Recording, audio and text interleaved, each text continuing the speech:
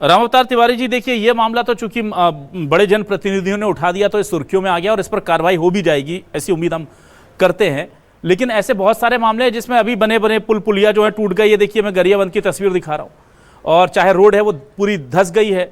ऐसे बहुत सारे छोटे मोटे मामले सामने आ रहे हैं और लगातार ये देखिए, ये कवर्धा करोड़ों की सड़क जो है उसमें ट्रक घुस गया अंदर, धंस गई वो पूरी सड़क अंदर। तो ये इस तरह की घटनाएं लगातार सामने आ रही हैं। रेलवे स्टेशन रायपुर का देखिए, झरना बना हुआ है पंखे से, इसको लेकर पूरे देश में वो चर्चा हो रही है कि पंखों से फव्वारे निकलने वाली पहली टेक्नोलॉजी लगी है रायपुर रेलवे स्टेशन पर, इस तरह की बात कर रहे हैं लोग। ये राजनांदगांव का जिला अस्पताल है। ये सर मतलब छत्तीसगढ़ की इस तरह की तस्वीरें सामने आ रही हैं कि केंद्र का मामला तो ठीक है, लेकिन राज्य सरकार की निर्माण व्यवस्था और उस पर भी बहुत सवाल उठ रहे हैं। क्या कहेंगे आप?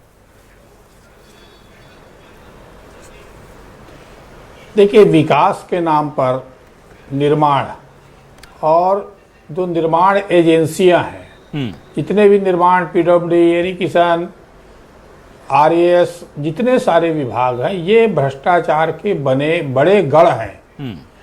और यहाँ सुनियोजित भ्रष्टाचार अलग अलग तरीके से चलता है कि अब मेरे ठेकेदार को दो इतना रेट, इतना लो रिबेल, जो इतना ठेका जो जाता है, इतना कैसे जाता है और किस आधार पे काम करते हैं ठेकेदार। तो इसमें अधिकारियों का, नेताओं का एक साठगांठ जो सुनियोजित संगठित चल रहा है। इसलिए जो ये घटना, अच्छा ये कमीशन बढ़ते जा रहा है, पहले 5%, फिर 2%, फिर 10%, फिर 15%, तो कमीशन जो लेने वालों की संख्या बढ़ती जा रही है। तो ऐसे में जो विकास के लिए आवंटित राशि है वो कम खर्च हो रहा है और जो कमीशन ज्यादा बढ़ जा रहा है, ये वास्तविकता है। ये जितनी योजनाएं स्वीकृत हो रही है उसमें सुनियोजित एक जगह बैठकर प्लानिंग के साथ बड़े भ्रष्टाचार करते हैं। 2-4 मामले ही सामने आते हैं, 2-4-10 मामले आ जाते हैं, बाकी मामले नहीं आते।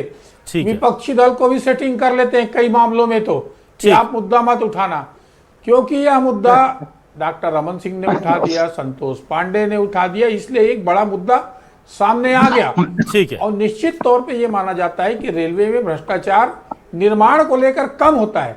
फिर अगर पीडब्ल्यूडी में हो रहा है, उसमें रेलवे में हो रहा है, तो बाकी विभागों में आप देखिए बजट का क्या जबरदस्त दुरुपयोग हो रहा है। ठीक है सर, ठीक है। इन सब में दोषी लोगों को सजा होनी चाहिए। ठीक सर। और व्यवस्थित विकास होनी चाहिए, और जितने जितने जो विकास के काम आवंटित हुए हैं सबकी जांच होनी चाहिए, तब ये चीज सामने आएगी, तब दोषी लोगों को लटकाया जाना चाहिए। ठीक है। तो ऐसे में ये बयानबाजी दे के आरोप प्रत्यारोप लेके तो ये 2-3-4 दिन चलेगा, उसके बाद फिर वही खेल शुरू हो जाता है लोगों का। ठीक सर, ठीक है। चलिए मैं सत्यप्रकाश जी आपके पास आता हूं। सत्यप्रकाश जी, एक पर्टिकुलर रेलवे का छोड़ देते हैं, तो भी हम देख रहे हैं बहुत सारे ऐसे मामले सामने आ रहे हैं और लगातार हर बड़े प्रोजेक्ट, हर बड़ी योजना, स्मार्ट सिटी की बात हो या फिर नल जल की बात हो या फिर जो भी बड़े प्रोजेक्ट चल रहे हैं प्रदेश में, उसमें स्थितियां बहुत खराब है। रायपुर के रेलवे स्टेशन की हालत देखिए ना सर, रायपुर के रेलवे स्टेशन की जो हालत है उसको देख करके, ये ऑफिसेज में देखिए, अभी नए नवेले ऑफिसेज हैं, करोड़ों रुपए खर्च करके बनाए और अब नीचे पानी में, डस्टबिन में पानी झेलने की व्यवस्था बनानी पड़ रही है। तो ये दिक्कत तो है। आपने वो भी देखा होगा जब रायपुर नगर निगम की जो सभा कक्ष हुआ था, पार्षदों की जो बैठक हुई, उसमें पानी गिरा, के लिए बैठक की बुलाई गई थी कि जल निकासी पूरे रायपुर में, राजधानी में, उससे कैसे उस समस्या का समाधान हो, किस तरह से चीजें सुनिश्चित की जाए। और उस सभा कक्ष में भी पानी टपक रहा था। तो जहां पे महापौर जी खुद बैठ रही हैं, जहां पूरे अधिकारी बैठ रहे हैं नगर निगम के, वहां पे ये हालात है, उस कार्यालय के हालात है। तो आप सोचिए भ्रष्टाचार किस चरम पर है और किस तरह से ठेकेदार, देखिए अभिराम अवतार तिवारी जी ने बताया कि किस तरह से कमीशन खोरी बढ़ रही है, क्यों बढ़ रही है, उसकी वजह से विकास को अवरोध हो रहा है। तो ये दिखता है ना कि कमीशन खोरी की वजह से चीजें हो रही है। और इससे छत्तीसगढ़ की बात नहीं है, पूरे भारत देश की आप बात कर लिए, तमाम ऐसे राज्य हैं जहां पे इनकी सरकारें और एक साल भी नहीं होता पुल गिर जाते हैं, निर्माणाधीन पुल गिर जाती है। तो ये भ्रष्टाचार है। और देखिए अभी तक मैं ये रविंद्र सिंह ने बात की, ठीक है, अच्छी बात है, मैं तो वो 4 दिन की नहीं बात की, 4 दिन हुआ है, मगर भाई अधिकारी पे कार्रवाई हो सकती थी, सस्पेंड हो सकते थे, ठीक है, आप जांच की भी हम इंतजार कर ले। मगर अभी तक 2.5 साल के अंदर, आपको याद होगा जैसे मैंने हर्षिता बघेल जी का बात बताया, कितनी कार्रवाई हुई। उससे पहले भी बताओ रायपुर में भी जो पीडब्ल्यूडी ब्रिज था उस पर क्या कार्रवाई हुई, ठेकेदार को फिर से ठेका दिया गया था। तो ये कार्रवाई करते क्यों नहीं है, यही मुद्दा है। मैं अपनी सरकार की अगर मैं बात करूँ, 5 साल की सरकार में 5 ऐसे ठेकेदार थे जिनका जो लाइसेंस रद्द किया गया था, और इनके कार्यकाल में बता दीजिए। हमने ऐसे ठेकेदार को कहीं ना कहीं उनको नोटिस जारी किया, इनके कार्यकाल में बता दें। तो ठीक है, ये दिखता कि कहीं ना कहीं। चलिए ठीक है, मैं जल्दी से मैं रविंद्र सिंह जी के पास एक मिनट अपने ठेकेदार को आप देखिए, मैं नाम नहीं लूंगा, इनको मालूम है कौन सा ठेकेदार रायपुर से लेकर बस्तर तक एक ही ठेकेदार क्यों घूमता रहता है, ये भी कहने का सवाल खड़े होता है। तो सरकार ठीक है, ठीक है कि जो जनता को कहीं ठीक है, रविंद्र जी के पास आते हैं। रविंद्र जी, चलिए रेलवे का तो मान लिया आगे कार्रवाई हो जाएगी, आपकी बातों पर पूरा भरोसा है हमें, लेकिन सर एक बात बताइए, रायपुर में स्टेशन से पानी गिरा, उसके ठेकेदार पर क्या कार्रवाई हुई, उससे क्या रिकवरी हुई, जो मेंटेनेंस को देखने वाले लोग हैं, जो रेलवे के अधिकारी कर्मचारी हैं, उन पर क्या कार्रवाई हुई, ये चीजें आप अगर सार्वजनिक करेंगे तो लोगों को थोड़ा भरोसा रहेगा कि यार ठीक कर रहे हैं, अच्छा काम कर रहे हैं। लेकिन यहां दिक्कत यह है कि सर सड़क धंस गई, जांच होगी, पुल टूट गया, जांच होगी, स्टेशन पर पानी गिर रहा है, जांच होगी, इसके आगे का अपडेट नहीं आता कि इतने लोग नपे, इतने लोगों से रिकवरी हुई, इतने लोग ब्लैकलिस्टेड हुए। देखिए, कांग्रेस के लोग जो बोल रहे हैं ना कमीशन का, कांग्रेस के प्रवक्ता कम से कम बोले तो जिम्मेदारी से बोले कि ठेकेदार पूरा बस्तर से कर रहा है। अरे नाम बता दो कौन है वो, इतना क्या डर है आपको, कौन है बताइए, और कितना कमीशन? कोई कमीशन नहीं। सारे आरोपों को मैं खंडन करता हूँ ना, निराधार मानता हूँ। कुछ भी बोल देने से नहीं होता। इनके सरकार का मैं गिनाऊंगा तो नहीं। अब रही बात सुनिए, आप रायपुर रेलवे स्टेशन का बोल रहे हैं, वो रेलवे का काम है। अभी कुछ दिन कर सकते। अरे हमारे यहाँ उल्टा हो रहा है छत्तीसगढ़ में। अधिकारियों में भय है कि क्या कहते हैं, जब देखो तब कोई पकड़ा रहा है या जब देखो तब किसी को सस्पेंड कर रहा है। अधिकारियों को लगता है उन पर बहुत कार्रवाई कर रहे हैं। ये कांग्रेस के लोगों को थोड़ी दिखेगा। एक उदाहरण दे रहा हूँ, जल जीवन मिशन के ना 6E को कार्यपालन अभियंता जिला लेवल के हमने सस्पेंड किया, उसके ऊपर कार्रवाई किया। अरपा भैंसाझार में इनकी सरकार के समय जो मुआवजा का मामला था, विधानसभा में धर्मलाल कौशिक जी उठाए और उनपे कार्रवाई हो रही है। सबको सस्पेंड कर दिया गया ना। जांच टीम गठित है, विधानसभा से टीम गठित है, हम क्या कार्रवाई नहीं कर रहे हैं? आप पता करिए। अधिकारियों में भय व्याप्त है, उनको लगता है कि भाजपा सरकार जब देखो तब उठा सस्पेंड कर देती। जहां जानकारी हम छिपाते हैं क्या? हम किसी को राजनीतिक संरक्षण दे रहे हैं? जब इनमें बताइए कितना %? क्या कमीशन की बात करते हैं? आपके समय का कमीशन का मैं बताऊं? ऐसा नहीं होता। आप कह दे रहे भारत वाला प्रोजेक्ट की बात करते हैं। भूपेश बघेल पाटन में कितने रुपए दे रहे हैं? उसका 1/4 राजनांदगांव में टेढ़ेसरा से निकलने वाली रोड का वो दे रहे हैं मुआवजा।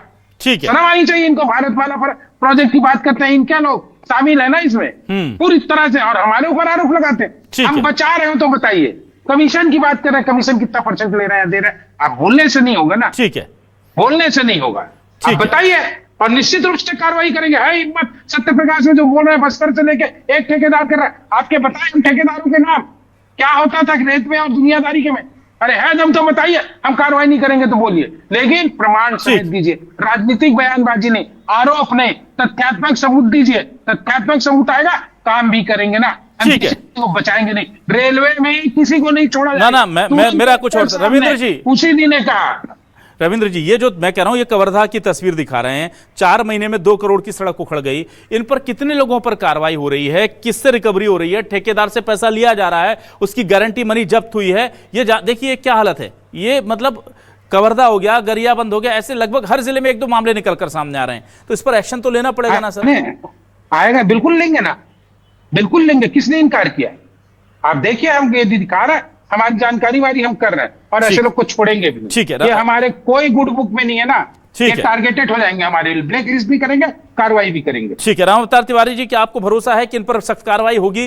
क्योंकि हर बार इस तरह की तस्वीरें निकलकर सामने आती है, और ऐसा नहीं है कि अभी से आ रही है। तो कोई सरकार कोई भी रही हो, ठेकेदारों का तो सिस्टम से सेटिंग होती है ना, और सिस्टम तो वही रहता है, सरकार आती जाती रहती है। अभिलाष जी, ये लीपापोती होती। जांच की घोषणा के बाद लीपापोती का खेल चालू होता है।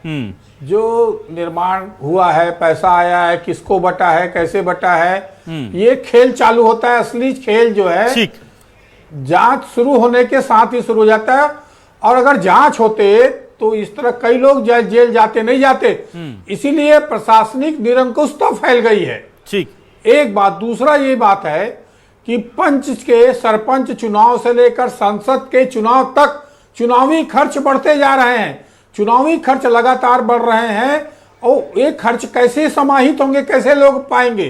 तो बड़ा कारण भी ये है कि चुनावी खर्च बढ़ रहे हैं, जिसका मैनेज कैसे होगा, ठीक। पैसा कैसे आएगा? जो करोड़ों रुपया चंदा करके चुनाव से चंदा लड़ते हैं, वो क्या बाद में अपराधियों को बचाते हैं? इस तरह के अपराधियों को। तो चुनाव को, आयोग को, चुनाव को भी इतना खर्चीला बनाएंगे, उतना ही भ्रष्टाचार लगातार बढ़ते ही जाएगा। ठीक। और जिन लोगों से आपने पैसा लिया, यही लोगों से तो पैसा लेते हैं, इन ठेकेदारों से, इन भ्रष्ट अधिकारियों से पैसा लेके चुनाव लड़ते हैं, बाद में इनको बचाने की बात करते हैं। बहुत और अच्छी ऊपर बात, में खरी खरी बात बयानबाजी कही चलती बाहर में सिर्फ कि ये खराब है, ये बुरा है। वास्तविक में आपकी मंशा वैसी नहीं है। ठीक। मंशा अगर अच्छी होती तो प्रशासन में दिखता भ्रष्टाचार है, काम हुआ है, ये नहीं दिख रहा है। तो इसके कई कारण हैं। ठीक है, बहुत अच्छी और बहुत खरी बात आज आपने रामावतार तिवारी जी आपने कही है कि इसके मूल में जाना जरूरी है। बहुत शुक्रिया अदा करूंगा मैं रविंद्र सिंह जी आपका, सत्यप्रकाश सिंह जी आपका, रामावतार तिवारी जी आपका भी बहुत शुक्रिया इस डिबेट में हिस्सा बनने के लिए। दर्शकों का शुक्रिया, नमस्कार।